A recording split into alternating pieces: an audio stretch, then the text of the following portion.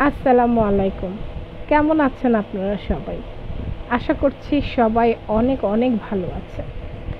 তো আমি আপনাদেরকে বলেছি যে আমি ফিল্মের সব শিল্পীদেরকে নিয়ে যাদের সাথে আমি কাজ করেছি, যারা অনেক লেজেন্ডারি অ্যাক্ট্রেস ছিলেন, অ্যাক্টরস ছিলেন, যারা বড় বড় ডিরেক্টর ছিলেন, তাদের সবাইকে নিয়ে আমি আমার স্মৃতিচারণ করব, তাদের সাথে আমার কাজের অভিজ্ঞতা বলবো। তো এর মধ্যেই এই গল্প বলার মধ্যেই অনেকের গল্প আমি আপনাদেরকে শুনিয়েছি। তো আজকে আমি যার গল্প বলবো তিনি কিন্তু আপনাদের অনেকের অনেকের হার্টথ্রব নায়িকা ছিলেন। তিনি হচ্ছেন নান আদার দেন চিত্রনায়িকা পপি। চিত্রনায়িকা পপির সাথে আমার কাজ করা হয়েছিল দুটো ছবিতে। তো দুটো ছবিতে আমি যখন ওর সাথে কাজ করি, প্রথম দিকে ভেবেছি এত বড় নায়িকা, সে তো অনেক হিট নায়িকা তখন, এবং তার ইন্ডাস্ট্রিতে অনেক প্রশংসা ছিল। তা আমি ভেবেছি যে আমার সাথে কথা কিভাবে বলবে না বলবে। তা আমি খুব টেনশনে ছিলাম শুটিংয়ে যাবার আগে। যখন আমি শুটিংয়ে গেলাম, দেখলাম যে আমি অন্য সব নায়িকাদের সাথে কাজ করে যতটা কমফোর্ট ফিল করেছি, নায়িকা পপির সাথে কাজ করে তার থেকে বেশি কমফোর্ট ফিল করেছি। মানে সে এতটাই ভালো মনের মেয়ে, তার সাথে কাজ করতে আমার সত্যি খুব আনন্দ লেগেছে। আমি পপির মধ্যে কখনো দেখিনি যে প্রফেশনাল জেলাসি, তার মধ্যে কখনো এই জিনিসটা দেখিনি। তার সাথে আমি দেখিনি আমার মেকআপ নিয়ে পলিটিক্স করতে, ড্রেস নিয়ে পলিটিক্স করতে, যেটা সচরাচর অন্য অন্য নায়িকাদের আমি দেখেছি যে তারা শুটিংয়ে আসলে একটা ড্রেস নিয়ে তারা পলিটিক্স করে বসে, মেকআপ নিয়ে পলিটিক্স করে, ডায়লগ নিয়ে পলিটিক্স করে, ক্যারেক্টার কেটে নিজেরা নিয়ে নেয়।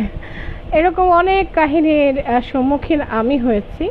কিন্তু চিত্রনায়িকা পপির সাথে যখন আমি কাজ করেছি, আমি এর কোনোটাই ফেস করিনি। সত্যি কথা যেটা, অত্যন্ত সহজ সরল মনের মানুষ পপি, এবং খুবই পরিশ্রমী নায়িকা। এত অদ্ভুত সুন্দরী ছিলেন পপি, মানে আমার থেকে আরও এতখানি লম্বা হবে। সে অনেক টল ছিল। নায়কদেরকেই পপির পাশে দাঁড়ালে খাটো মনে হতো। গায়ের রং থেকে শুরু করে চেহারা বলেন, তার হাইট বলেন, ফিগার বলেন, সব কিছুর দিক থেকেই পপি ছিল সবার ঊর্ধ্বে। এবং পপির ছবিটা, প্রথম ছবি আমি কিন্তু হলে যেয়ে দেখেছিলাম। তখন আমি কোনো স্টার্টার হই নাই ফিল্মে, আমিও তখন একেবারেই নতুন, আমাকে কেউ চেনেও না। তা আমি পপির যে প্রথম ছবিটা, আমার মনে হয় কুলি ছিল ছবিটার নাম, আমি ছবিটা হলে যেয়ে দেখেছিলাম। এবং হলে যেয়ে দেখে আমার এত ভালো লেগেছিল। আর আমি তখন কল্পনা করতাম, ইস, আমি যদি এরকম একটা ক্যারেক্টার পেতাম, এরকম গান করতে পারতাম, এভাবে অভিনয় করতে পারতাম, আমি স্বপ্ন দেখতাম। তো যাই হোক, আমি আসলে পপিদের মতো ওই ধরনের ক্যারেক্টারগুলো করতে পারিনি, তবে আমি অ্যাকশন নায়িকা হিসেবে নাম করেছিলাম। এবং আমি সাপের ছবি পেয়েছিলাম কয়টা, এটাই আমার সৌভাগ্য আর কি। এর থেকে বেশি সৌভাগ্য আমার ছিল না। তো যাই হোক, কিছুদিন আগে পপির একটা ভিডিও আপনারা দেখেছেন, অনেক ভাইরাল হয়েছে। সে তার ফ্যামিলির সাথে একটা জমি জমা নিয়ে সামহাও একটা গন্ডগোল আমি দেখেছি। আমার দুঃখ লেগেছে যে এতদিন ধরে কাজ করেছে, এত মনোযোগ দিয়ে কাজ করতো, এত পরিশ্রমী একটা নায়িকা, তার পরিবারের সাথে এই দ্বন্দ্বটা কেন পাবলিক হলো, এটা নিয়ে আমি কষ্ট পেয়েছি। কারণ আমাদের সবার কিন্তু পরিবার আছে। আমার মা ছিল, আমার ভাই ছিল। এখন দেখা যায় অনেক নায়িকা কাজই করতে জানে না, হ্যাঁ, হয়তো সে অভিনয়ই জানে না, কিন্তু তার অনেক পয়সা ইনকাম করতেছে। আমরা কিন্তু তা পাইনি। আমরা কাজ করেছি বেশি, পরিশ্রম করেছি বেশি, কিন্তু বিনিময়ে আমরা কিছু পাইনি। অ্যাকচুয়ালি আমার পপের জন্য খুব খারাপ লেগেছে। পপের পরিবারকেও বলবো যে আপনারা একই পরিবার, কাদা ছোড়াছুড়ি করবেন না। নিজেরা নিজেদের মতো, দুনিয়াতে আমরা আছি কয়দিন, এই জমি জমা নিয়ে কেউ চলে যেতে পারবো না। সবার সব ফেলে রেখে মাটির তলে চলে যেতে হবে, এটাই সত্য, এটাই বাস্তবতা।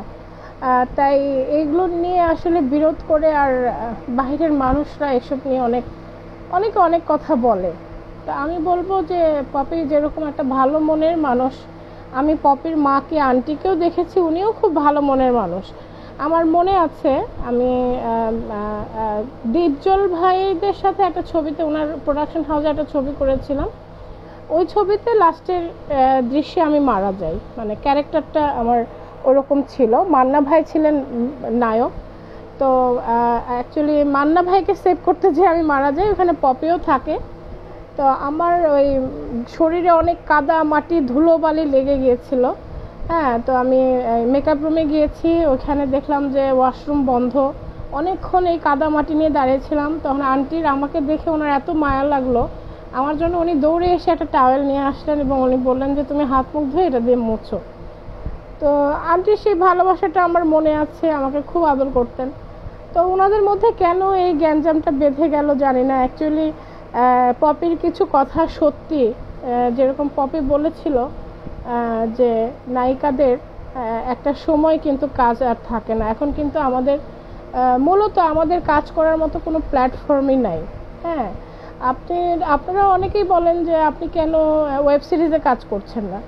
দেখেন, ওয়েব সিরিজে কাজ করতে গেলে ওনারা বলবে এতটুকু খোলেন, এতটুকু খুলে পড়েন, যেটাতে আমি এখন আর মানে কোনোভাবেই তাদের সাথে এসব নিয়ে সমঝোতাতে যাব না, বা তাদের এসব কথা শুনে আমি কাজ করতে রাজি না।